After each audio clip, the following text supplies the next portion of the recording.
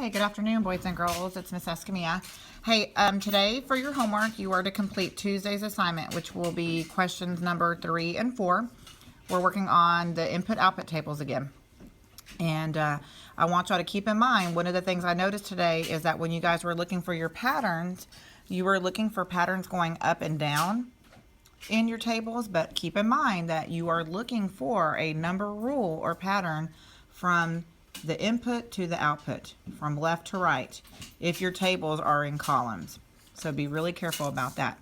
Take a look at the very first question. The first question says, a number pattern begins with the values shown, 8, 16, 24, and 32.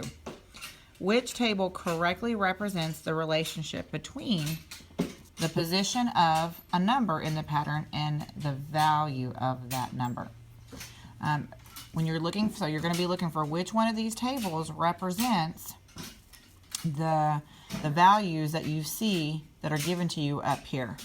Now I notice that every one of the tables has those values, okay, with the exception of one.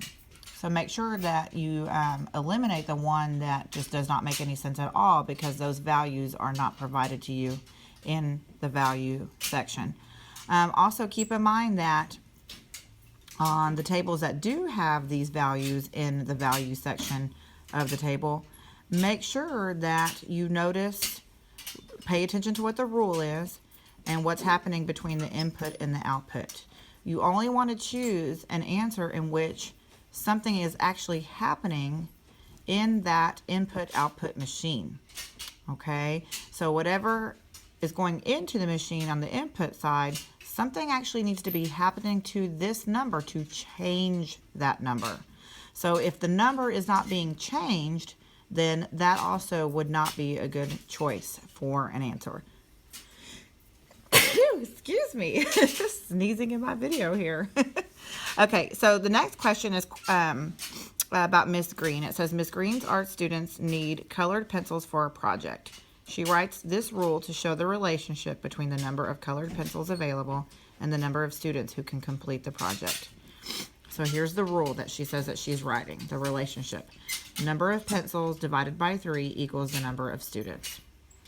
Miss Green creates an input-output table in which the input value is the number of colored pencils. So the input value is the number of colored pencils available. And the output value is the number of students, which could be Miss Green's table. So you're looking for which one of these output tables would actually follow this rule right here.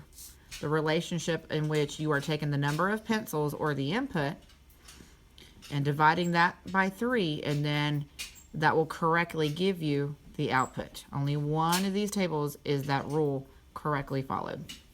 Okay, so good luck. Again, keep in mind you are looking for a rule going from the input to the output. If you have any questions, just send me an email. Bye.